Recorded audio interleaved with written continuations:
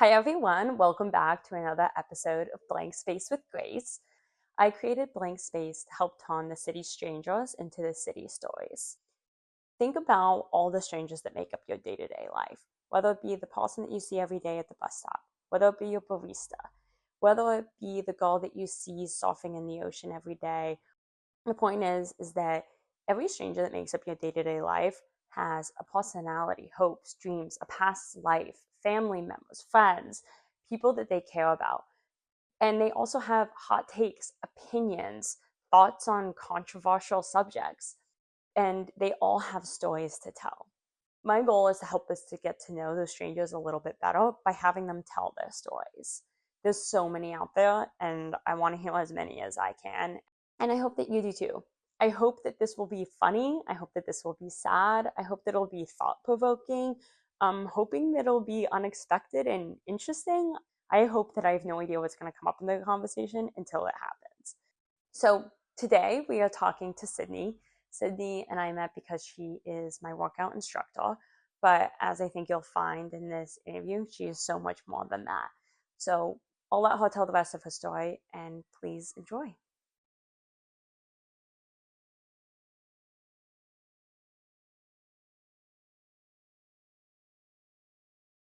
Appreciate you joining, and welcome to Blank Space with Grace. I love this. It's like, so I feel like this is all we organize. As you can tell, my entire couch is over that way. It's usually this way. Yeah. Because we're like, I I'm like, woke up. Yeah. I was like, how do I position this so it's more of a talk show vibe? So I appreciate you rolling with how I decorated the set. Girl, it's perfect. Okay, well, perfect. Thank you.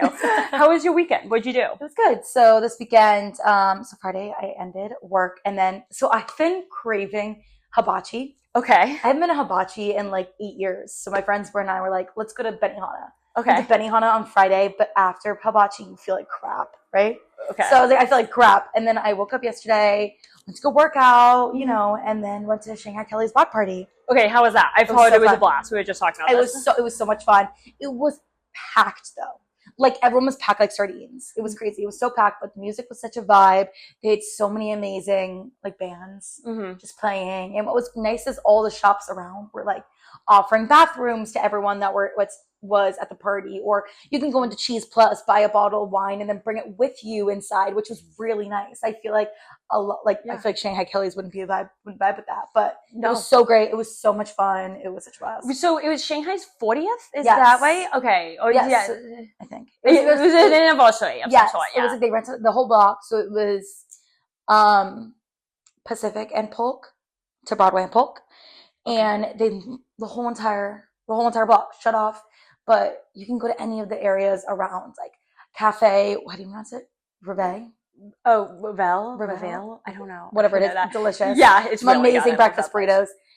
They were open. They were like, you guys can use our bathroom. You guys, and then Cheese Plus was like, grab a bottle with us, bring it inside. Like no one really gave a shit. Like yeah, I think I love that. It's so different from like Boston vibe, because like in Boston there is no outside drinks anywhere. Like you can't bring anything anywhere. So like it was so weird, like going in and like you can bring your own drinks and not have to pay for their drinks, and it was just. I think that's so San Francisco. It is so San Francisco, and there's a lot of block parties happening recently. I've seen a lot of advertisements for block parties, for neighborhood parties. Right. I know that Coal Valley just had a night market going on. And I know that we have farmers markets every Sunday. And that's pretty typical for some cities, but I feel as if San Francisco is really leaned into the block party. Completely agree. And I really think the new mayor is like really into them. Like I think like Daniel Lurie is like so into it. So he's like, let's plan this. And I love that vibe. He did something recently where certain fun neighborhoods have additional hours that they can serve alcohol. So they can now serve alcohol until 4 a.m. So it's little pockets. That's so scary though. Yeah. I guess like I think that probably people like have very different views of what it is, because I think the age-old quote is nothing good happens after 2 a.m. No, seriously. So, like, why would alcohol be served? But it's also kind of fun because sometimes it's 2 a.m. and I don't necessarily need to keep drinking, but I want to have a place to still hang out on a night that I'm really going out. I just want to dance longer with my friends. Exactly. Or like a nightcap. Like you just went out like Yes. crazy. You wanted to grab like a glass of like red wine. Yeah. To be able to come home and just knock out. Yeah, exactly. Completely agree. So do you do that a lot? Is that like, what are you doing on the weekends with your friends? So funny you say that. So I just graduated college, right, last year. I guess not just now, which is crazy. But in 2024, I graduated college. My last year of college, I made it a thing to just like go crazy. Right? Like go out to all these different clubs and bars in Boston that I just never would go to. Right. So I went everywhere. I went clubbing everywhere. I went to a bunch of different frat parties. Like it was just like, I need to do this for like myself. Right. Right. Because when can you ever do like a frat party again? Yeah. Get it out of your system. I needed it out of my system. So my boyfriend and I, we both committed just like going crazy, like doing our own things. Like I would go with girlfriends. He'd go with his frat brothers. Like we'd, see each other at the end of the night, whatever. But we made it a thing to just like go crazy. Right. So when we moved here, we were exhausted. Like this past Halloween was the first Halloween I didn't do anything. Probably my whole life, to be very honest. We just sat at home. Like literally didn't get into the vibe. Like we just wanted to sit at home and just chill with each other. I feel like I'm still in that chill phase. I think because I was in this chill phase when I first moved here, and I feel like that's so the vibes here, right? You go out with friends at 5, you go to happy hour, you go and hang out, you're in bed by 11:30, right? Like I love that. Yeah, I love that so much. Like it's so good, but it's just like we didn't have the opportunity, and because there's no happy hour in Boston, right? It's not a thing. It's right? not like a thing. You can't serve discounted drinks at certain times, so. I feel like here, like being able to start at like that 5 o'clock. Yeah. It's just like, I love that. Because really I'm in bed by a certain time and it's so amazing. Yeah. Well, so it's actually kind of funny that we made that connection that we both came from Boston. Exactly. So, I mean, and you spent more time there than because you spent all of college plus 1 year, right? No, just all of college. Just all of college. So maybe about the same. 4 years. Yeah. I was there for 3 years. Okay. Yeah. But I did an internship there too. Yes. So it was 3 and a bit. But, but similarly, Boston is a very different vibe than San Francisco. Agreed. So can you talk a little bit about your experience when you moved here? Was it shocking? Well, it sounds like you were a bit excited to take a step back. Yeah. But was that like... Yeah, no, that's really funny you asked that. So before I moved here, never stepped foot in California. Really? Right. So originally from Florida, went to school in Boston, always stayed on the East Coast, have no family over here whatsoever. The furthest west I've been was Vegas. Oh like God. Literally never stepped foot in California. Also, the fact that it's Vegas and not crazy. The fact that it was Vegas is crazy. My dad and I were like, let's just take like a weekend trip to Vegas. Like, why not? And you went with your dad to Vegas? I was 16, and we just like hung. My dad and I like love like architecture and stuff, so we thought that the fact that the hotels were different themes was really cool. Wow. I don't need to go back. Yeah. I don't need to go back. I love that 16-year-old you. It's like, I'm done. I didn't even do Crazy Vegas, and I'm good. No, literally. I was like, I'll go back and do Crazy Vegas once, but I liked, my dad and I really bonded over the fact that like the hotels, like we love to go in and like see the detailing of like all the different themed hotels. So we just did it for a weekend. It was whatever. It was fun to be with my dad, but that was an interesting place to go to for sure. Yeah. With your father. Yes. Anyway. Literally, so this was that was the furthest west I've been. So when my boyfriend Liam and I were, having conversations about what do we want to do after college, I always wanted to either stay in Boston or move to New York. That was always my thing. Like, I have family in New York. My sister's in Massachusetts. My parents are up in Massachusetts a couple times a month because, like, grandparents are there, just like seeing a lot of family. Okay. We have no one in Florida. It's literally just my direct family and one set of grandparents in Florida. Everyone else is up north. So my thing was, I'm always going to move to New York after college. Like, it's going to be a thing. Like, I would stay in Boston, but like, I'm kind of tired of Boston. So like, if I can move to like Cambridge or something, I would definitely stay in Boston. But my boyfriend was like, should we move to San Francisco? I'm like, you are insane. I was like, what? Like, that's so crazy of you to say. Like, I've never stepped foot in California. He was in San Francisco once before he moved here. What was the big appeal to him? I think the fact that he is very into like venture capital and private equity. Okay. Here is like a really good spot to be in, especially in like the tech VC. Really good spot to be in. New York and San Francisco for VC is just like, those are the places. He was applying in New York. We were applying everywhere, but he saw a lot of companies in San Francisco that he just loved. And I was like, this is so crazy. Like, we might have to do long distance. Like, I don't think I will move to California. Like, it's way too far from home, whatever. So I remember sitting down with one of my like really good friends, Mahida, who I went to college with, and she's from Los Altos. We sat down and I was like, girl, what should I do? And to be very honest, like I tell her this all the time, I would not have moved here if it wasn't for her. Really? Because she just made me feel so comfortable. I knew she was moving here. Like literally, shout out Mahita, I love you, girl. She was moving here, like, and I wouldn't have done it if I didn't at least know a few people that eventually were going to make their way out here. Yeah. So I know it's just my boyfriend and I, but moving to a new place is so scary. Yeah. You know what I mean? So I was getting more comfortable with the idea. I ended up getting a job here, which is not the job I'm in right now, but we both ended up getting jobs here. And then we moved the day after graduation. Wow. He drove the U-Haul across from Boston to San Francisco with his dad. They loved it. Okay, that's crazy. That's crazy. Yeah. I flew. You flew, yeah. I was like, I'll fly with my parents. You're like, it's I fine. will move with you, but I will not be driving with you. Exactly. Like, this is not. Here's all my stuff. Go on, funny. It was the most massive U-Haul truck ever. I can only imagine. It was so nuts. So moving here was just crazy. And a lot of my friends that have been to San Francisco were just saying, you know, so the vibes are so different from Boston and San Francisco, but the city-wise, like the layout and like the neighborhoods I feel like it's kind of similar to Boston. Yeah. Neighborhood-wise, size of the city-wise, I feel like has some similarities. They're manageable. It's not like New York City Exactly. where you move from Boston to New York City, you move to San Francisco, New York City, and you can feel as if, oh my gosh, there's 10 million people here, and I can feel it. It feels very much as if, okay, I can walk into a quiet neighborhood, or I can enter the exciting thing. Yeah. Exactly. That was so Boston too. So yeah, I would say that was nice. Mm-hmm. I was able to, I didn't like have to adjust to like size wise. Right. But moving here was scary. Yeah. I think literally I talked to my mom about this the other day. When Liam got the job, my mom was at dinner. I called my mom and I said, I'm moving to San Francisco. She was at dinner with her friends. She starts bawling her eyes out at dinner with her friends. Oh my God. She's bawling her eyes out. My dad's right next to her because they were all with friends. And they're like, what the hell? They were like, had you not told them that you were thinking about it? I told them I was thinking about it, but they did not think it was going to be a thing. Yeah. They did not think that it was going to be a thing. So he got the job, and I was like, Liam got the job. I'm only going to apply for San Francisco from here on out. We would have done long distance if I got like a insane opportunity in New York and he had an insane opportunity here. But at that point, I didn't have a job yet. So now I was like, I'm just going to filter my search this way. It made sense. My mom started bawling her eyes out. She's like, you're not going to be across the country. I was like, I am. Yeah.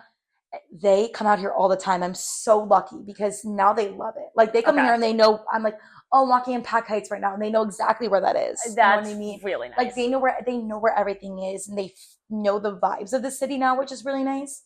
But so did they, like you have siblings, yes. So are they all back on the East Coast? So it's not as if they were saying, oh, we've had siblings, like kids move away before. It's not like you had seen anyone move away before. You were the first one to say, okay, we're moving across the country and like really breaking that barrier. Yeah. So my older sister, she's 26, moved to Boston for college. Mm-hmm. But we kind of always grew up going to Boston, like, because we have so much family there.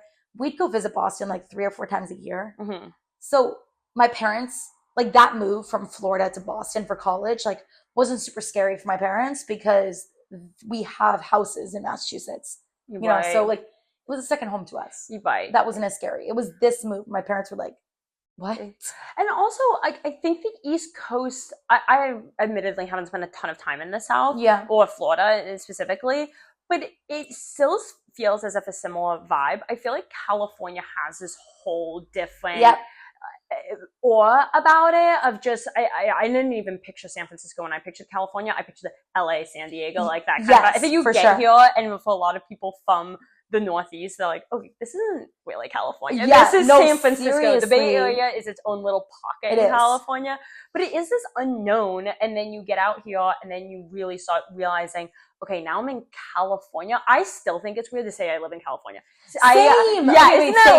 Yes. I live in San Francisco. I don't live in California. Yeah. I feel like part of that is just a lot of transplants. There's a lot of people from the Northeast. There are, for sure. Are you friends with a lot of Northeast people? Yes. Yes. Okay. So, a lot of my friends like either went to college like in the Northeast or whatever, but they all grew up here. Okay. I feel like at 50-50, right? I have some friends from college that grew up here, were at college, and then came back.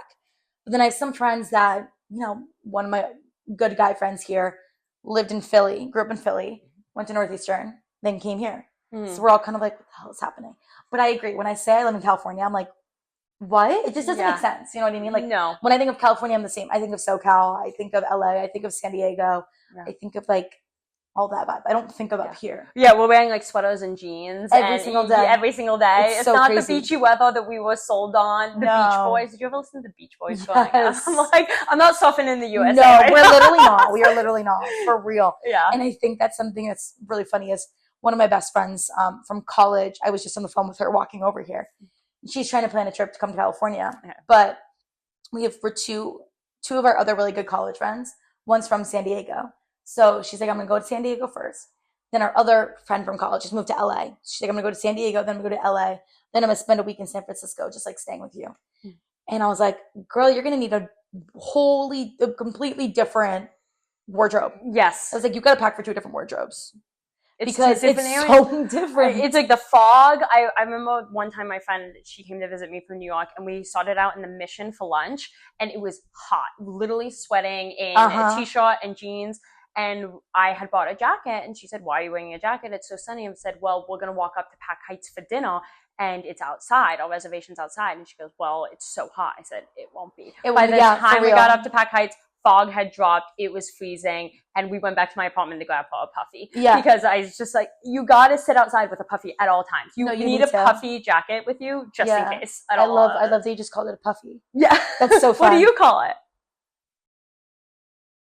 I don't know. Like I guess a puffer. A puffy. Yeah. I love a puffy. I'm gonna start calling a puffy now. That's amazing. It's just a little fun. I love that. A puffy. Yeah. I love that. What other differences did you notice when you got here? Were you like, you land, your first impressions, what did you think? Gorgeous, right? When you first land in a city, I mean, every city is this way. Boston's the same, but there's some areas that aren't super nice and like you don't really want to hang out in. And you get to the areas that are gorgeous. So my parents and I were big, like, hop on, hop off bus tour people once we get to a city. So we dropped our stuff off at the hotel. I was moving in the next day. We hop on, a hop off tour. Starts in Fisherman's Wharf, which I don't think I've ever been back to Fisherman's Wharf, just because it's so touristy. Of course. Right. And it goes all the way around the city. It goes into Union Square. It goes around. It goes into Pack Heights. It goes over to Haight-Ashbury. It goes around into Golden Gate Park. It goes across the bridge. And I'm like, where am I? Like, literally, where am I? I had no idea that half these things even existed. I had no idea that Haight-Ashbury existed. I had no idea that the Palace of Fine Arts existed. Yeah. Like, what is this? Like, a huge dome. You know what I mean? I'm like, what is this? Yeah. Which is so crazy. But it was gorgeous. Gorgeous. It was cold, though, because it was like May. Like, it wasn't really like our summer yet, right? So it was May. Fog. Going across the bridge was freezing. It was just such an interesting experience. It really is stunning because also comparing it to Boston, and is like, there's so much water around Boston. Yeah. So it should be a water town. Like, we should think of it as like, we live on the ocean, but it's not like the Bay. No. It's right there wherever you go. I mean, sure, you can get more inland, right? But we really do see it at any angle. And I always say the Golden Gate is the least underrated thing ever. Like, it is so beautiful. It's gorgeous. Any time of day, the fog's there, the fog's not there. It is stunning. It is always, I still take a photo of it every time I see it. And I live near it. I see it a lot. Yeah, and I'm still taking a photo of it every single time. So it's gorgeous. So it is really beautiful. And so I know you got a job when you first got here. Yes. But you then got one of the sickest jobs in the entire world. Yes. And you work for the Golden State Warriors and the Valkyries now. Yes. So, which is iconic for a city like San Francisco. So you have a pretty iconic job in the city. What was that like to get? I do want to ask a little bit about how you got into sports, but that moment of like, oh my God, I'm working at Golden State Warriors, was that kind of like a dream come true? What was that? It was so crazy. I mean, like, growing up, I was a huge Celtics fan, huge Red Sox fan. Okay. Baseball and basketball are kind of the sports that I just kind of grew up watching. Football as well, but more like during basketball season, it was always on watching. And baseball, the Red Sox were just so iconic. So we'd always watch Red Sox games. So I moved here. When I moved here, I was working at DocuSign for a little bit. I loved the people. I just didn't really like the vibe of what I was doing, right? I loved the people. Those people are still my best friends, right? And we've all kind of went our separate ways. I just didn't love what I was doing there. Yeah. And I feel like being so young, like, this is the time where you're really developing in your professional career. You need to be doing something you love. at least try something. If you don't like it, you can always move on, right? So I feel like now is the time for me to transition to something new. While I was there, I was discussing with some friends that I have at Giants, just about getting back into baseball because I used to work for the Red Sox, but we'll get into that. So I was trying to get back into baseball or just sports in general. And I found out that this job was starting at, or that they were hiring this job at the Warriors. And I was like, this is exactly what I used to do at the Red Sox. However, you know, at the time I was literally 22 and I was like, I just graduated college and the job thing said like mid to senior level position. I was like, there's no shot I'm getting this. Zero way, but I'm going to apply because this is my passion. This is what I love to do. I'm going to do it, right? I'd be mad. I'd kick myself if I didn't try. Yeah. So I sent in a cover letter. I sent in my resume. I filled out the application. I reached out via email and expressed my interest just further. And that was that. And then the hiring process was like a month and a half. So it was HR recruiter, then my now manager, and then some other people that I work alongside a lot. Right. I got the job. So you had this moment of like, I also appreciate the fact that you said that you started at DocuSign because you like got a job right out of college. You're like, I need a job. I need to do this. And it's like, and that is so important because I think a lot of people right out of college don't have that recognition of saying, hey, this is the time to try something that I really want to. Because a lot of people are getting out of college and they don't have money. They don't have, some people don't have a support system. Some people have student loans. And there's like things to think about. And then the thinking of it is like, I need to take care of that right now. Like I can't follow my passion. And it is really, hey, you can do both. I mean, you moved across the country to essentially be with, well, I don't know if you think about it this way, but like, you moved across the country because your boyfriend was like, I really want to live here. Agreed. And you found a way to find your passion here and like connect it to something you already want to do. It's good. You can do what you want to do anywhere as long as you make it a priority. But making it a priority is the hardest part. Yes. Yeah, for sure. And I completely agree. I moved out here because of him, because he found an opportunity out here that was fantastic. But I talk to my mom about this all the time. It's like, I really made it my own, right? I was the one that switched. We're both not in the same jobs that we started with when we moved here. So he switched after me. He switched in April. I'm coming up on my year at the Warriors, which is crazy. Nuts. So October 14th is my year. But I really made it my own, right? I switched jobs before him, and I think he saw how happy I was when I was able to switch jobs and be in a profession and do something that makes me happy. And so it kind of incentivized him to switch jobs and do something more that makes him happy. Now we're both so happy with, I love that. Professional wise, like where we are. That's just so nice to hear about, like you guys inspiring each other to do that. And that's such a sign of a great relationship of just like working together to do that. Because I don't know, I feel as if there's so much stigma sometimes around and like moving with boyfriends or everything, and it's like, no, you can do it all. Like you always can do it all. It all works out and everything. And I think that's important, like in a relationship too, is like being able to be independent, right? Like the two of us, like as much as we like love to like come home and hang out with each other, we have independent lives, right? But what gets us through the day is the fact, or like gets us through like any maybe like small fights we're having or something, is the fact that we'll come back together at the end of the night and see each other at the end of the night. We can go into our own things. He's literally in San Diego for the weekend. Like we can go into our own things. The fact that we know we're coming home to each other is what makes it so healthy. You have a support system. Exactly. He's your support system. Oh my God, I could not do any of this without him. Seriously. And I met him. He's so great. He is a sweetheart. Shout out to Liam. Literally love Liam. He's such a sweetheart. Like no, he's the best. He's my forever. Like, and we say that all the time. And I'm his first girlfriend, which scares the shit out of him because we're getting to the point where we're starting to talk about like engagement and marriage and stuff like that. And it's so crazy because he's like, I'm his first girlfriend. So it's like, this is so terrifying to him. But I get along so well with his parents. He gets along so well with my parents. It's perfect. It's perfect. Do you think you guys will stay out here, or do you think you'll get pulled back to the Northeast?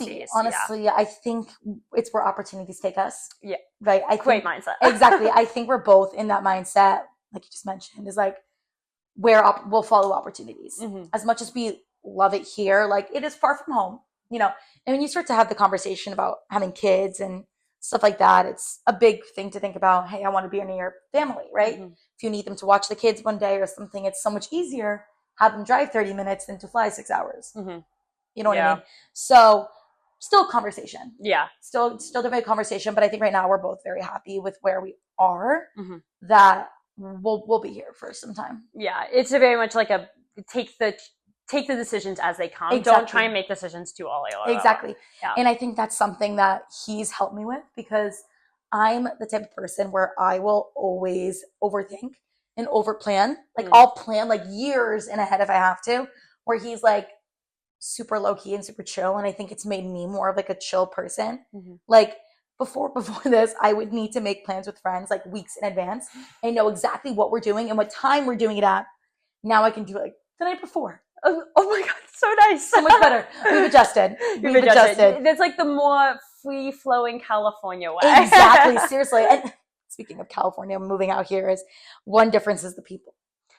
How so? Tell me more. Oh my God. It's just the vibes of people are so different. Like, and I love it. Way more chill. Like you just mentioned, like way more chill. I love my mom and I talk about it all the time, because I wake up at like 7, go to like a yoga sculpt class at like 8 on a Sunday or Saturday. And my mom is like, what are you doing? I'm like, oh, I'm walking to sculpt, right? To us, we're like, yeah, for sure. Yeah. My mom's like, what the hell? She's like, are there people outside? I'm like, yes, everyone's walking to the workout classes for the morning. Yeah. Or like I'm like, oh, I'm going to go to the gym and it's like 5:30. So I can like then come home, go shower, go to work. And she's like, is anyone out? I'm like, yes, people are out. Like, that's just the vibes here. It's so health and wellness. It's very like nature-esque. Like everyone wants to be outside. Everyone wants to be doing things. We're like, that was never the case growing up. No, I think that San Francisco, also talking back to the weather's perfect for doing activities outside all the time. It's never too hot. It's never too cold. It's perfect 60 degrees. That really does help with that. But it is the health and wellness piece. My little sister just moved here, and she moved from Boston. Nice. And she was saying, she was like, in Boston, I was the athletic one. Here, everyone works out every single day. I was like, yes, that is SF, because you want to be outside, you want to be fit, you want to take advantage of this beautiful place that we live in. So, exactly. Yeah, everyone's outside. It's not, it's not cold in winter and you don't want to be inside. I mean, I will sit on this couch, the couch that used to be here, and I will look out the couch is right there. The couch is over there, and I will look out the window and think like, what am I doing sitting inside? Right, and, like go to a farmer's market, go do something, do something. And I think that maybe what you're saying too is that relates to the people being a little bit more chill, is because they are just not inside thinking about work necessarily all the time, or thinking about what the next thing to do is. They're saying, oh, I'm outside enjoying my walk or my Pilates class or whatever it is. Yeah. No, for sure. And thinking about your sister and being like, I used to be the most fit one in Boston, and now I'm like the athletic person in Boston. I mean, I've seen that so much since like at least starting my fitness coaching journey. Yeah. Right? Like I think seeing the fact that my 5 a.m. classes are completely full, like that's crazy to me. My mom, literally when we first opened the studio, it was 6 a.m. was the earliest. And I was doing the 6 a.m. on Wednesdays, and it was totally fine. And that was, it was 6 a.m., 7 a.m. I'd go to work. And your work is solid core. Yes. Right. Yes. Sorry, to clarify. Yes. So you're a solid core instructor. Correct. So you're talking about your 5 a.m. Correct. Classes. Yeah. Yes.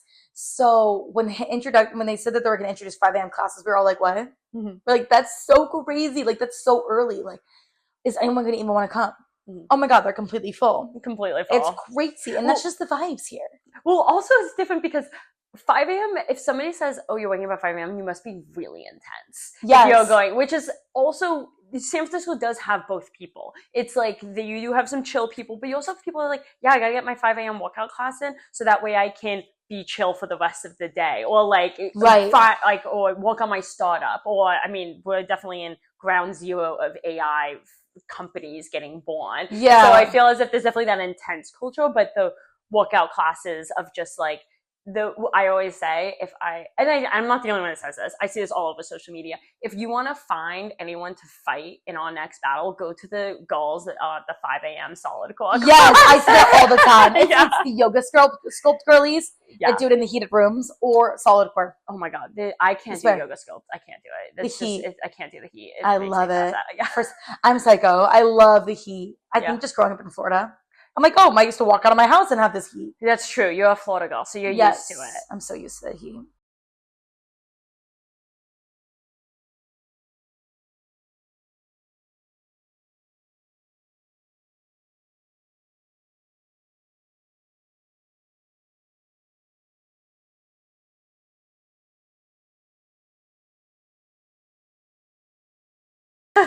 You started, you got into sports because of your grandpa. Yeah. Can you tell me a little bit about getting started with your grandpa? Yeah. So growing up, I'm very lucky that my whole family is super close, right? Mom's parents are super close with us, and my dad's parents are super close with us. I always grew up watching sports with my grandparents, right? Okay. Both my grandpas. My mom's side of the family is Massachusetts. My dad's side of the family is New York. But I always say, thank goodness that my New York grandpa is not a Yankees fan, because we hate the Yankees, right? We're diehard Red Sox fans. My grandpa is a Dodgers fan because they used to be in Brooklyn, right? Right. So thank goodness he's not a Yankees fan, right? Yeah. I'm like, not the Yankees Fuck fan. the Yankees. Literally, I'm like, not a Yankees fan. Please do not be anything but that. Okay. So I always grew up just like doing sports, right? Sports was always a big thing for my family. My sister was a college athlete. She played volleyball. I grew up a competitive cheerleader. Have you ever seen the show Cheer on Netflix? Yes, I have. Yeah. So that's what I used to do, right? Like the throwing people in the air, the flips, like all the craziness behind that. Unfortunately, I stopped because of an injury. I know I fractured my back. It was not fun. It was really hard. I was so young, right? So it was hard to change the way that I kind of grew up, especially when you're still in development stages. Like you're not understanding that like this is in the future, this is going to be good for you, right? So everything happens for a reason. Everything happens for a reason, exactly. So then I kind of just did the rah cheer high school, more for like the social aspect of things, just growing up. But it was always sports, right? Always absolutely love sports. Like just watching. I would go to my sister's volleyball games when she was in high school and like watch the scouts and be like, oh, what backpack logo do they have on their backpack? Like, what college are they from? Like, hey, Jordan, like, it's this college that they're watching you. Like, you better show up or show out, right? You know what I mean? So yeah. I was always super into sports and just like the vibes behind it. So going back to the grandparents, growing up, I literally would always sit on the couch, watch just the Celtics, watch the Red Sox, watch the Patriots. Like, it was always just such a big thing for my family to watch sports. And so when I went to Northeastern, and so went to school in Boston because I wanted to leave Florida, but still wanted to go somewhere where I was comfortable. And my sister was in Boston. I grew up visiting Boston multiple times a year. It just kind of worked, right? It kind of worked just like being in Boston. So I went to school in Boston and then went to Northeastern. And the beautiful thing about Northeastern is the co-op program. So the co-op program is where you take 6 months off of school and you go work. So you could do it 2 times or 3 times, depending on if you depending if you're doing 4 years or 5 years, right? And then 5 years is very common at Northeastern because you have to make up the classes that you missed while you're in co-op. Okay. You still got to graduate with 128 or whatever hours. But if you bring in AP credits and do a few summers, like you can still graduate in 4. That's what I did. So my first co-op was with Amazon. It was, a learning experience for sure. This is my first super professional role. Didn't click with the managers. Managers, honestly, they had someone super high up oversee the co-ops, which was probably not a great decision on their end because she was so busy. She had just come back from maternity leave. Like, she was very busy. She was super high up. Probably not the best decision to have her be the manager of the co-ops. But anyway, so I stayed with them for 8 months. So usually the full-time 40-hour-a-week cycle is for 6 months, and then you can stay on if your co-op asks you to. So they asked me to stay on for an additional 2 months until I was going back to school. So right as I finished my first co-op was when I needed to start thinking about my second co-op, right? Because I did my first co-op spring of sophomore year. My next co-op was going to be spring of junior year. So it was like August, September at this point. You start interviewing for co-ops at this time, so you can then start in January again for the next one. It's a really fast-paced cycle. So I saw my first time applying that there was a Red Sox job. And I was like, I love the Red Sox, right? Like, I absolutely love them. It's such an iconic team. Like, it means a lot to my family because that's just how I really bonded with my grandparents, So, I was like, this would be such a great opportunity, like, but I don't know the skills that the job is requiring. However, let me just reach out, right? Because I always say you always miss 100% of the shots you don't take, right? Send the email. You know what I mean? Yeah, send just do the it. email reaching out. Just do it. The worst thing that's gonna happen is they don't answer. Right? You know what I mean? Like no one's gonna. You're not gonna like something bad's not gonna happen to you, right? Like the worst thing is they're not gonna answer. So I will always advocate for anyone, if you're passionate about something, reach out. The worst thing that's gonna happen is no one answers. And if that's the case, they're lost because you're passionate. Yeah. You can, and I will always remember this. I think about this often. My manager at the Red Sox, he was fantastic. He taught me everything I know. He basically said, you know, you didn't have the knowledge of CRM and Salesforce that we needed, that we, you know, were looking for in a co-op. However, you had passion, and we can't teach passion. I can teach anyone Salesforce any day of the week, but I can't teach passion. And you had that. And I think about that all the time, honestly. Like I think about the fact that I had that passion and I had that drive, right? And the willingness to learn. And I think that's the biggest part about like being in a job and entering a job that you've never done before, right? Yeah. Just because I've never done it before didn't mean that it wasn't going to be a great opportunity. Yeah. And then I ended up getting the job. I remember when I got the call, it was, I think like it was definitely like, oh my God, what is about to happen with my life?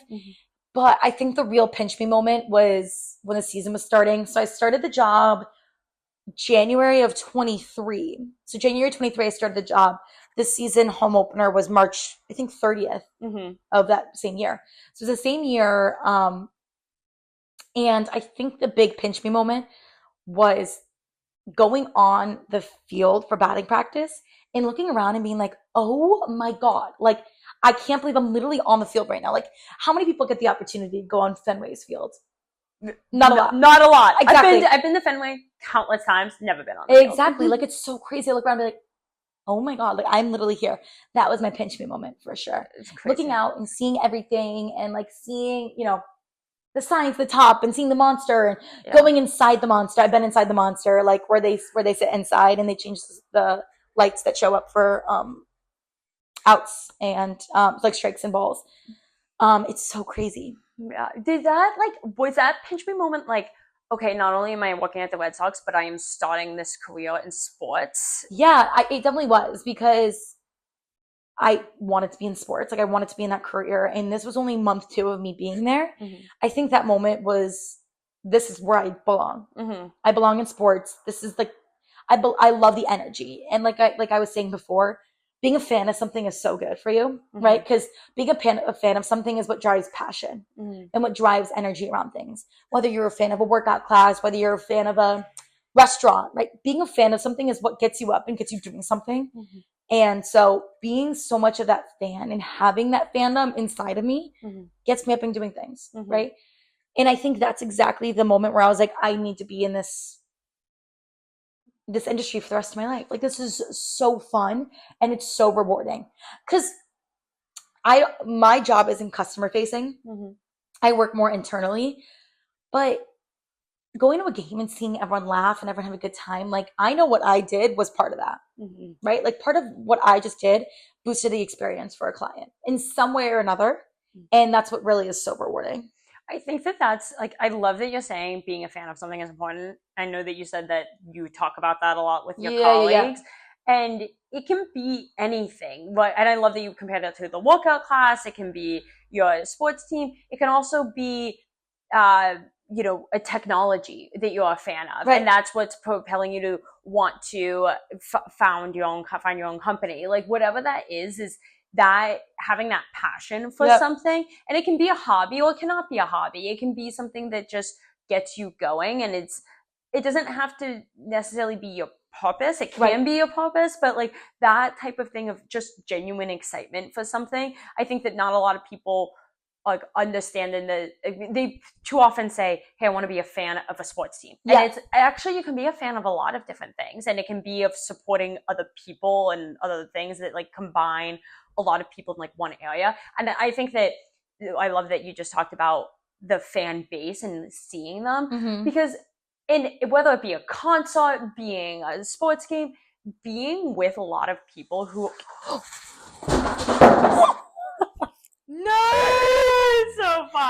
When you squint your eyes up, I didn't know if it was gonna fall on me or not. Oh my god, when your eyes lit up. Funny. I was like, is that gonna fall on me? No. Okay. If it had fallen to you, I would have been jumping up for some reason. I just froze.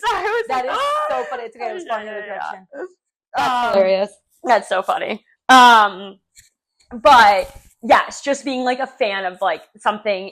Hi, Tuka. Like even I also think like the levels of fandom are so much fun about sports. Yeah, like, because you are obviously a huge Red Sox, Celtics fan now, Golden State Warriors and Valkyries. I am a hockey fan for sure, and I would consider myself a Boston Bruins fan. My dog is named Tuka after Tuukka Rask, but I can't tell you the last score of the last game. I don't watch every single game, etc. But it does when I wear my Boston Red Sox hat around San Francisco, and someone says, "Hey, go Sox!"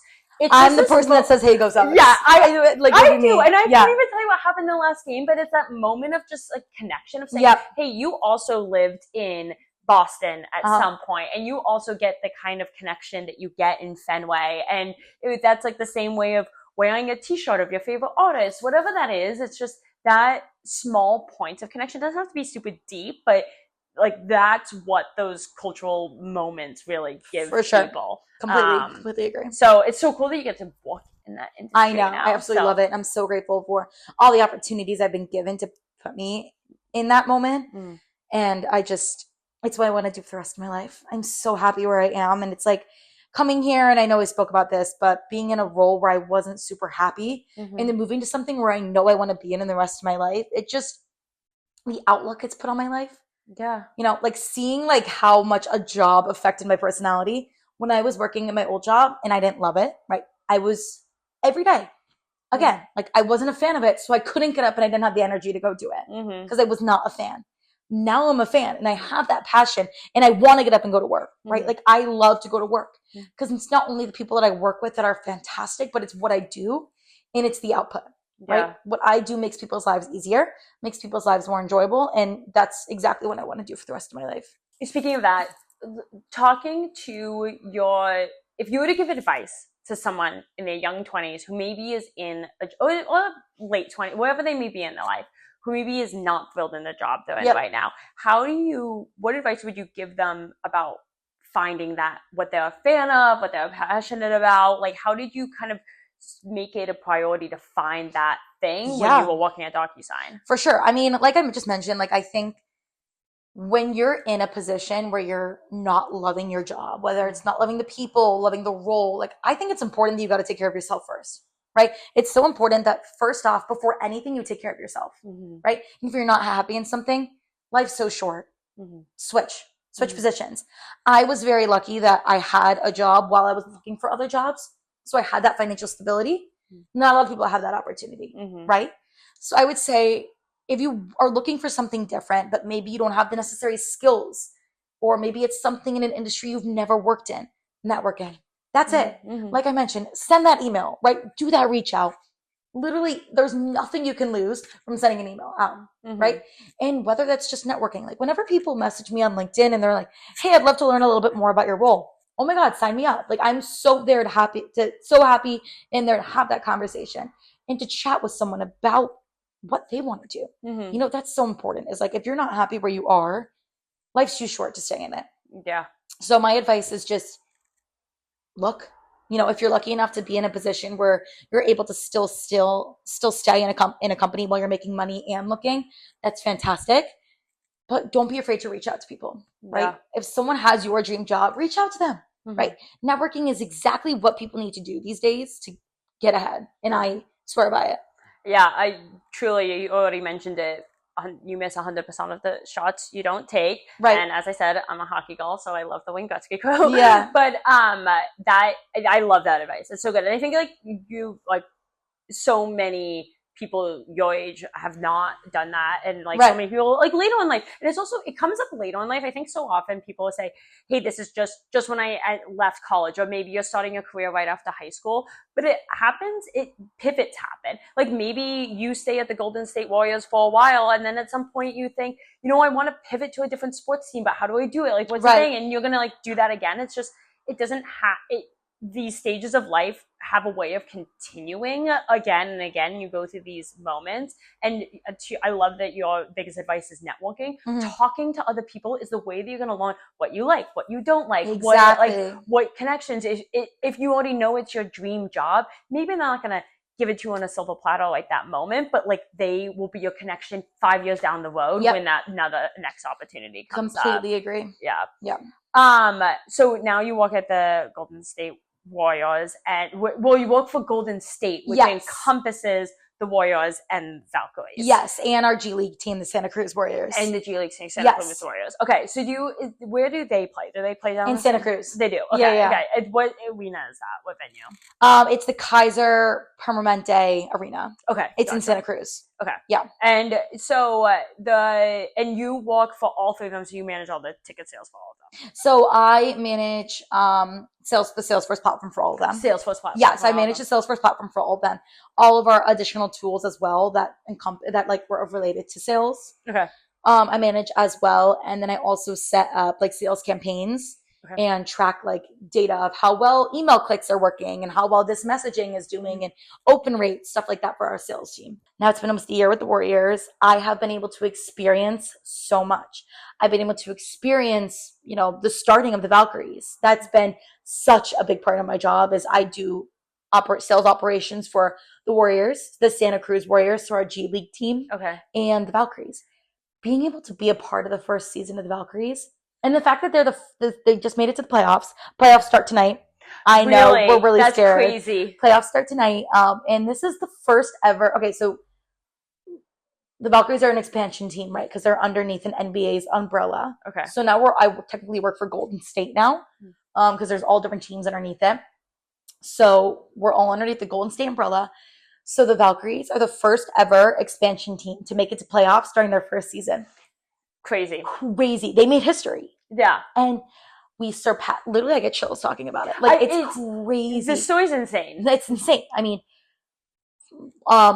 most amount of revenue a WNBA team has ever made in a year was the Valkyries' first year. Largest amount of season ticket deposits, largest amount of season ticket holders.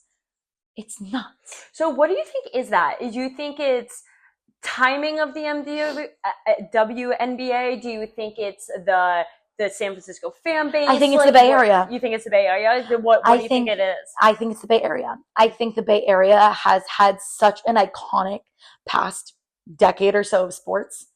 And I would say, I think San Francisco and Boston are really similar in the sense that they swear by their sports teams. You see everyone wearing Red Sox hats in Boston. You see everyone wearing Warriors shirts here. Those are just teams, right? I think it's the Bay Area. I don't think the Warriors, the Valkyries, the energy that the fans have given the teams is what makes the team, And we talk about this all the time. It's the fan bases. San Francisco is just such a place for equality, right? And I feel like the fact that we've been able to bring a women's team in has brought the energy up so much because the city is so open to equality, right? So I think the energy around the fans has just made things so fantastic. And also, of course, we're all underneath the same umbrella with the Warriors and the Valkyries, but the energy that the Warriors have given to promote the Valkyries is exceptional. Really? Right? And I think the fact that the Warriors have given so much of their energy and the players have devoted so much energy to it is what's really driven a huge crowd to Valkyries games. So what have they done? What have they dedicated energy to? The first game, half the Warriors team was there. Really? Yeah, watching the game. That's a big part of it. You know what I mean? Yeah, it's definitely. You're a fan of Steph Curry. Steph Curry goes and shows up to the game. You now want to go because he influenced you to do it. Right. Right? There's so many amazing social media influencers, sports influencers that have prompted the energy around the Valkyries. It's just showing up. It's a big part of it. And I do think that makes so much sense. You gave that example about the Golden State Warriors coming to the game. Yep. It's one thing if they post an Instagram that says, hey, Valkyries now have their first game tomorrow. Yeah. So another thing when they just show up and say, no, I'm here physically supporting this. And men supporting women's sports is really important. So important. And it's that can't be understated of the fact that men need to show that they also are into this, because men athletes hold so much power. In like a woman, women athletes hold so much power too, but in a very different way, and mostly among like women, where like men just, for all the different societal reasons you can like dive into, it's like so important for them to show up and say that. So it's like, what's great is like the Warriors, such an iconic team, right? They're so amazing. They generate so much revenue, have done amazing things, you know, winning so many different awards, and, you know, winning finals multiple times, right? Like they've won the NBA finals multiple times. And I think because they've been so iconic, right? Because the Warriors have been so iconic, I think it's also just brought the energy around the organization in total. And now the fact that we have the Valkyries and have a new team, or we're kind of starting from zero. You know, we're starting from zero. And people want to be a part of that. They want to be a part of the first inaugural season. They want to be that first group of season ticket holders. Like they want to be part of something. The fact that people who have lived here forever have seen the development of the Warriors, you know? And now people have seen the development of the Warriors. They want to be part of the development of the Valkyries. And it's fantastic. I mean, even new WNBA teams, you know, starting. There's 4 or 3 starting in the next 3 years, which is crazy. That's great. And the fact that it's been able to blow up is so amazing. And like being a part of that on like the front office side of things is just, I seriously, it's so rewarding. I was going to ask, like, how does that feel to be like part of that journey of like creating something in a city like San Francisco, where it is such a big sports city? How do you think that the fan bases compare between Boston and SF? So I feel like the passion around the teams is the same. I feel like people love their teams so much. I just think the people in San Francisco and Boston are so different, right? But that's just because it's Boston. You know what I mean? The people there are just different, right? So, but I would say like the passion around the teams is the exact same. I think that I've talked to a lot of people about the difference between East Coast and West Coast people and how they do. And the biggest thing, I said this in another interview, I'll probably say this in every single interview with people who are from the East Coast and moved to the West Coast. But it's like people on the East Coast are kind, but they're not nice. People on the West Coast are nice, but they're not kind. And it's that the thing of like Boston, they will yell at the other team, but out here, it's just like they just root for their teams in a more, like, I don't know, a better, more supportive way. Agreed. I completely agree with that. You could not have said it better. Yes, you could not have said it better. And so now, do you think that your passion for sports led you to get into the fitness world, like become a solid core instructor? Like, how did that happen? So that transition was really funny. So I started solid core back in Boston when I was starting to work for the Red Sox, because there was a solid core right next to it, and I was like, I'm so open to trying new things, right? I'm the type of person that's like, if I hate it, I'll ditch it, right? Like I don't need to do something if I hate it, but I'll always try something new. Why not? So I went to my first solid core class, and I was like, I can't move the next day. I literally could not move. I was like, I am so sore, but I love this. Right? I love this type of sore. So I was always a client at solid core, right? I loved solid core, whatever. I moved here. There's no solid core, right? Really sad. But they have other great studios around here that, you know, I did go to. When I found out they were opening solid core was when I was at my old job at DocuSign. I needed something else. I didn't love what I was doing. I was working from home. I was only in person 2 days a week. I was working from home the rest. I needed something else. I was like, I need something that will provide me more joy. You know what I mean? Like, so I was like, would that be silly if I auditioned to be a solid core coach? I was like, what would happen if I tried to do it? You know what I mean? And I did, and I got it. And I love it. I absolutely love it. I'm very young compared to the rest of them, right? But because I've taken solid core in the past, it's really easy for me to pick up these things because I know how the classes work, right? Solid core is a very specific way of cueing things and way of teaching things and exercise names and yada, yada. It's very specific just to solid core. It's not like, it's like, I don't know. I feel like with like spin, right? A lot of things in different studios are very similar, right? The way that you cue variations and stuff like that. I don't know what they call it in spin, but I feel like in spin, like it's very similar from company to company, studio to studio. Solid core is very specific to their own stuff, right? exercise way, the way they cue things, the way that the lights are down and the music's super loud. Like I feel like when people think of like Pilates, like they think of like very chill, like remember to breathe. No, solid core is just like not like that. Not at all. It's so intense. It's so intense. Yeah, can you explain a little bit about it? Because I feel like solid core definitely is having a bit of a social media moment right now too. Yes. So talk through like what someone would expect if they were going to the solid core class. Yeah, so I would say your first class, you're gonna walk in and be like, "What is this machine?" Right. So it's a very similar machine to a lot of reformer classes, right? So it's not like classic Legree. It's just reformer, right? So it's a reformer machine. Solid core machine is slightly different than other machines. Everything is based off of colors, right? As you know, there's color-coded springs and there's color-coded black side and gray side and color-coded cables to pick like if you're going to do the short or long cables. So that's what's really nice is you like have those color coding. Like it's a lot easier to understand when you're in the class. Right. But if you're going into class, you should expect loud music. You should expect loud energy. You should expect to literally feel like you're going to shake and fall off the machine. I think you won't, but you're going to feel that way. Yes. And you're going to be like, your body's working in a way that you don't normally feel. Mm-hmm. I feel like my body didn't normally start to shake until I started taking solid core classes. I feel like in workouts, like I wouldn't work myself to that point because I didn't know like that was healthy. Mm-hmm. And with solid core is when you become a coach, you go into a 2-week intensive training, right? So every day you do up core one day, obliques the next day, upper body one day, lower body one day. So you go into intensive training, you're there for hours, you're learning these exercises, how to safely cue it, what the point of the exercises are. And I think that's so important is like some people when they're getting like certified in something, it's like online classes, like how much are you really paying attention? Mm-hmm. We pay attention so much when it comes to solid core because we want this to be a healthy, safe, but effective workout, mm-hmm. right? It should be effective. You should feel like you're getting to the shakes. You should be doing it this way to make sure that you're targeting this muscle.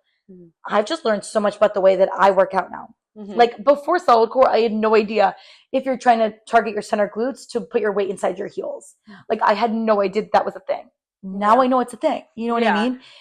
And that's what I love about solid core is like I've learned so much about the way that I do workouts, mm-hmm. not only solid core, but now when I go to the gym, right?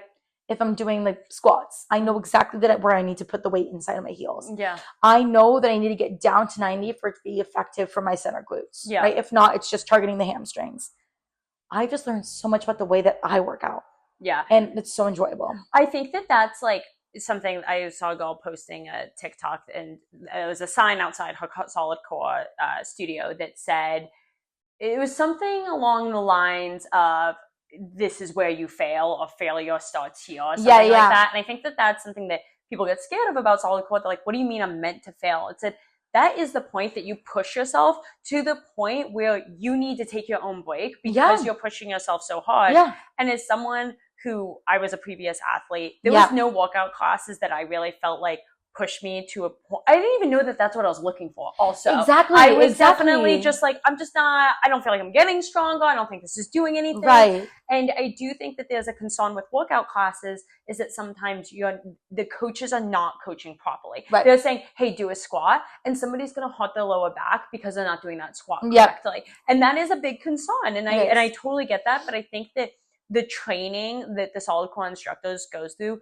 shows because there's cues where I'm just like, wait, how did that come up? My favorite is the pretend you're squeezing a blueberry or $100 bill between your rib cage and your hip. I'm like, I didn't know that that's what my body needed to do, but it's so specific. It just shows that it is weight and Pilates. It's not just a Pilates class. Right. It is like a strength core Pilates class. Hi.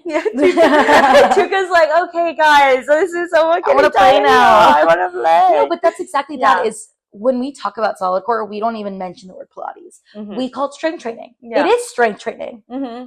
It's literally like it's strength training. It's weights. It's upper body. It's lower body. Yeah. And it is. Yeah. So when someone's like, oh, what do you do? And I'm like, oh, I teach solid core. They're like, oh, so like you're a Pilates instructor. I'm like, no, honestly, like it's strength training. It is. Because the fact that you go in and you get to the, oh my God, you are adorable. You're laying on my feet and I love it. It's just the fact that you go in and it's so intense. Yes. But not in a scary way. No. I think it's, and you're right, like the sign outside that's like you're meant to fail. Like And we say that all the time, but it's because your muscles are meant to fail to the point where it's effective, Yes. right? You go to workout classes, like you mentioned, and you don't know that your body's supposed to get to the point where it's shaking. Yeah. Like, to someone that doesn't know that, that's terrifying. Yeah.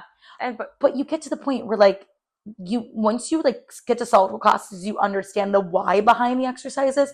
That's why we talk so much science, because I feel like when clients start to understand the why behind the workouts and why behind the exercises, that's when things become a lot more effective.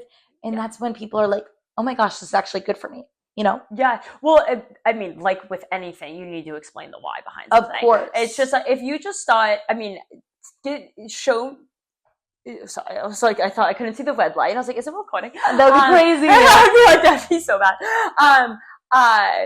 But it's like with anything, if your boss comes to you and says, hey, go do this task, it doesn't give you the why behind it, you're not going to do it. Why would a workout class be any different? Like, why would anything you do be any different? I agree. So I think that that's what's great about Solid Core is you go in, and there's people of all different fitness levels, right? Like, everyone is coming in and they're just saying, and you're explaining it in a way that everyone can understand if they're familiar with, like, and if they're not, they will get familiar with it, because you're not, you can go to different instructors and they're not saying crazy different things. Like, everyone has like, as you said, everything's color coded, like, things are similar enough that you can, learn as you go to, like, additional classes.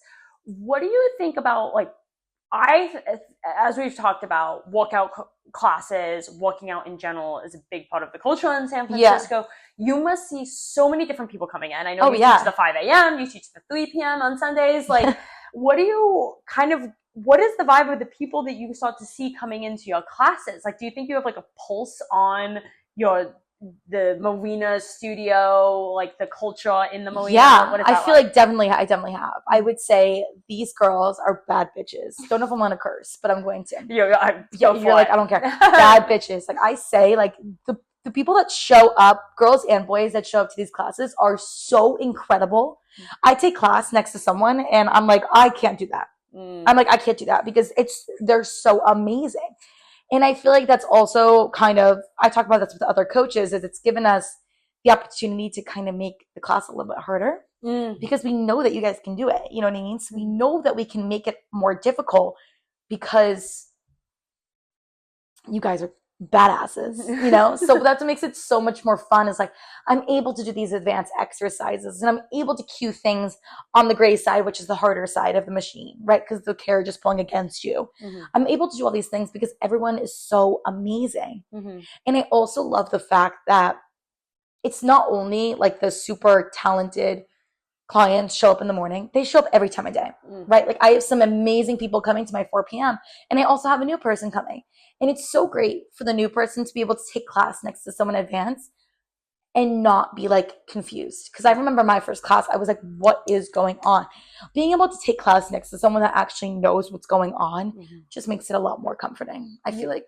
I do feel as if having the classes not be broken up by super advanced. I know that there's some intro classes, so for somebody who's getting started, if they want to take the intro class, they can.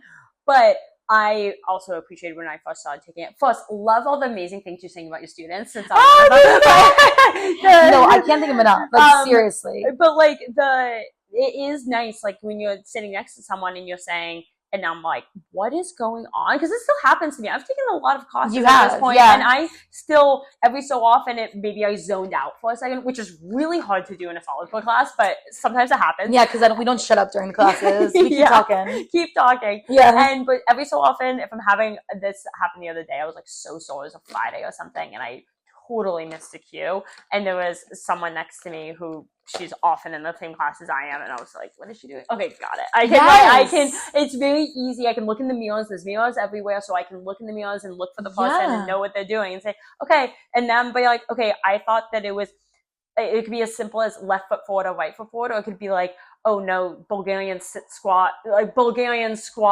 like not bowing over, but you're squatting, whatever it may be. The point is that, like, they can, like, help with that. Exactly. Okay. Which is really cool. Let's say a young 20-year-old or anyone. I keep saying young 20-year-old. It doesn't matter how, like, exactly. That's who you are. But, like, it could be someone who's 6 years old who's just like, I want to get go to state. how should they reach you? LinkedIn, Instagram? Yeah, I'm happy to chat with anyone over LinkedIn. Like, just send me a LinkedIn message. We can set up some time, a little phone call. I'm always open to networking because I was so grateful that people were there for me when I was trying to get in, but I want to be that resource for other people. So it's Sydney, what's your last name? Crone. Crone. Sydney Crone, Kron. Okay. Yes. Perfect. LinkedIn, right. connect. Look up. To get it going. Okay, a few rapid fire questions because there's a lot of iconic things about San Francisco and your sports experience and solid core, etc. Okay, so your favorite sports moment while in the Bay Area? Oh my gosh. You said rapid fire, and I literally can't rapid fire. No, you can take your moment to think. We'll edit out the silence. I know. I literally need to edit. I'm trying to think. There's a few. I would say, oh my gosh, I literally can't think. I would say Warriors playoffs this past year. So fun going to the playoff games. So Warriors playoffs, especially the games we won. Only the games we won. And being at the Valkyries' first ever regular season game. The energy was insane inside Chase Center. I would say those are probably my top two. And you said that the Golden State Warriors went to the Valkyries' first Yes, there were so many Warriors players at the Valkyries' first game. So seeing them there and supporting and me being in the nosebleeds, but having all the energy is it was electric. Amazing. For the Valkyries game, if someone were to go, what should they expect? Like, what's like the crowd fan base like? Oh my gosh, so rowdy. It's so much fun. I would say it's more like rowdy in the event of like basketball instead of like rowdy like in the way that we would be rude to the other team. Like Valkyries fans like aren't rude to like the women playing on the other team. That's nice. The way that like people get inside of like basketball, like men's basketball, like they get so rude to the other team. But like that's just fans. You know what I mean? Like you're cheering exactly, you're just cheering on the other team. But people are just more excited for the W, like the WNBA in total. So it's just like the energy for the team and for the sport and for the opportunity that is literally right in front of us. Yeah. It's amazing. That the women now have. Yeah, exactly. Okay. Favorite solid core playlist song?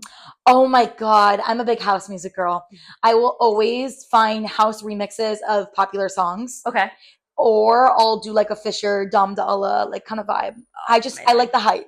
Bring the hype on. Or I can always go for a good like oldies, like a good Britney Spears oldies, like always a vibe too. Oh my gosh, I recently have gone down the 90 girls pop music, early 2000s. Jessica Simpson with You for some reason has been on my playlist. I'm also a house. I listen to a lot of different music. I love your house music playlist and solid core. Thank you. Jessica Simpson with You has me in a chokehold right now. Love that. I don't know why, but I love that. I feel sometimes songs just have you in chokeholds from weeks on end. I'm in that phase right now. I love that for you. It's great. If you get played in the next solid core class, that'd be great. Okay, great. 5 a.m. We're doing girl 2000s pop girlies. Really? Are you signed up for 5 a.m.? Obviously. Okay, I'll add it. Okay, perfect. Okay, and then do you have a favorite thawed space in San Francisco? So are you familiar with thawed spaces? No. So it's like your first place could be like your apartment, your home. Your second space could be your office where you go to work. Your third space is somewhere where you go in between or is open to people. So it could be like a park, it could be a coffee shop, it could be like an ice cream shop, like somewhere that you frequent often that is not necessarily like where you have to be. The Fort Mason Farmers Market on Sundays. Oh, I love that. I would probably say, that's what I'd probably say. I'd probably say Mama's Luncheonette. Okay. I love their chicken Caesar wrap. Oh, okay. And that's probably a third space for me. Those are two good ones. Those are two good ones, right? Yeah. I'm trying to think of more. You live in Nob Hill, right? I do live in Nob Hill. How would you describe Nob Hill? I don't even know how I would describe it. It's definitely like I live in the Nob Hill and Russian Hill, like the breakage. I would say like it's. I don't know. I don't know. I don't know if I can answer that not much to describe. I don't know. I don't know how to describe it. Do you not? I'm trying to think. Because it's not. My perception of Nob Hill is it's almost like this city neighborhood squished between a lot of other neighborhoods. Like, is there really any shops or just restaurants? Just Polk Street. But I would describe that as Russian Hill, as someone who doesn't live over there. Like, if you describe that as Russian Hill, then I live in Russian Hill. Oh, okay, yeah. Gotcha, got it. Because I live 1 block away from Do you know Harper and Rye? Yes. I live 1 block from Harper and Rye. Oh my God, I went there last night. I love it there. I love it there. Honestly, low-key might be a third space for me. Harper and Rye. Harper and Rye might be a third space for me. Okay, amazing. Oh that's it. Once you stop petting her, she's like nonstop. No, I'm okay with this though. Like, I love that. Okay, and do you have a favorite coffee shop? Hi, baby. I'm really into Phil's right now. Oh, do you go to Phil's coffee truck? Yes. Well, whenever I'm in the marina. Okay. But I used to go to the one on Polk. Okay. I'm really into like their flavors. Oh, what's your favorite? I had the caramel banana the other day. Oh. It's really good. But I don't forgot the name of it. There's like a cookie oat milk latte one right now that's so good. I'm into their flavors right now, but I would say I make my coffee at home a lot. Yeah. Okay, but that's good. Phil's is a San Francisco. Phil's classic. is a vibe, especially because I never had Phil's growing up. Oh yes. I mean that's not on the East exactly. Coast. Yeah. Yeah. Do you go to Swenson's a lot? Ice cream? I am allergic to ice cream. No, I'm allergic to ice cream. That's it's so bad. That's I'll go to Salt and Strong, get the vegan ones. Oh, okay. Okay. Yeah. I have it's funny. I can eat like aged cheese, but I can't have like super like soft cheese. Okay. Because there's a lot more like lactose in it. Yeah. I'm similar, but I don't care. Yeah. I'm not having it. It's gotten better. My allergies gotten so much better. Okay. So like I could have like a bite or two. Mm-hmm. Like I have had a bite or two and it's delicious, but that's it. Yeah. Yeah. That's fair. Okay. What is something that maybe people who go to your solid core classes or maybe people that you work with don't know about you? Oh my gosh. That you think that people should know? That's such a good question. Okay. So, I mean, I don't know if people need to know, but I feel like I come off as like a very like extroverted like person. Like I'll always have a conversation with someone. But like I'm honestly kind of a homebody sometimes. Like I love to just like sit at home and just like vibe out. So like if a friend's like come over, let's do wine tonight. Like I much prefer that over like a really rowdy night. So I feel like that's one thing that people don't really know about me because I feel like I'm always so energetic and extroverted. But I love a good like wine at home with some friends vibe. I was gonna say when we first sat down and I said, "Oh, was that a typical weekend for you?" And you said, "No, I'm usually at home." I was surprised. I was like, "Yeah, really?" I know." People like I love. I mean, going back to the conversation of like I love to be in bed by 10. Yeah. Like I much rather have people come over and like we make pizza or something than like go out and go crazy. I think that it's such a good lesson, and people think that they interact with someone one time, or they think that they understand, like they interact with them in a certain setting, and they say, right. "Oh, I know this person." I am learning new things about people I see every day and my own friends consistently. And it's like one of the things that I love about reason I started this in the first place was I was just like, there's so many cool people in my life that I don't know everything about. And when you start asking them questions, like more things come up. And I'm sure that today we talked about a lot. There's so much we didn't cover about who you are. It's like, just, it's just like there's so many more layers to the story and stuff. And like I always say to anyone who I talk to on this, like in this format, on this podcast, YouTube series, whatever this will be. Yeah. The point is that like I would love to come back in a year and be like, what changed in the last year? Yeah. Like how did you look back on that and say, oh my God, that there was something I didn't talk about that I was thinking about at the time. It's and I love it. That's what I love about this. Yeah, it's just like nice, but it's just day one and there's like a million days. For sure. There's so many different things. For sure. So I think that we talked about everything. Yeah. Is there anything else? I don't think so. I think the one thing I'd love to just thank you a ton. This was amazing. Okay. I absolutely love this. Like although I've been here for a year, like I'm new to the area. So it's just like having people that like want to have these chats and like get to know me is like so refreshing. Yeah. Because I feel like, especially coming straight from college, like I feel like everyone knew each other pretty surface level. Yeah. So I love that growing up and being an adult and moving to different areas, like people want to know me past the surface. Yes. And that's why I love this. So I can't thank you enough. Well, of course. And I also will say that what I love about this is whenever I tell people about this, I get a little bit nervous because like you never know how people are going to like interact about like hobbies. Of course. And people in San Francisco, like that's awesome. I want to know about XYZ person that I interact with. Like whenever it comes up, people bring up these strangers in their lives, or strangers or acquaintances, and they say, I don't know this person that well, but I think they're really cool and they have an interesting story. Yeah. And it's like so many people are so open-minded, and San Francisco attracts so many unique people that there's just like, there's so much there. I know. So thank you so much. Oh my God, of course. This was so fun. Good. Thank you. And Chica had a blast too. Yes. I'm a cutie pie. Yeah. I love it. Well, thank you. Yes,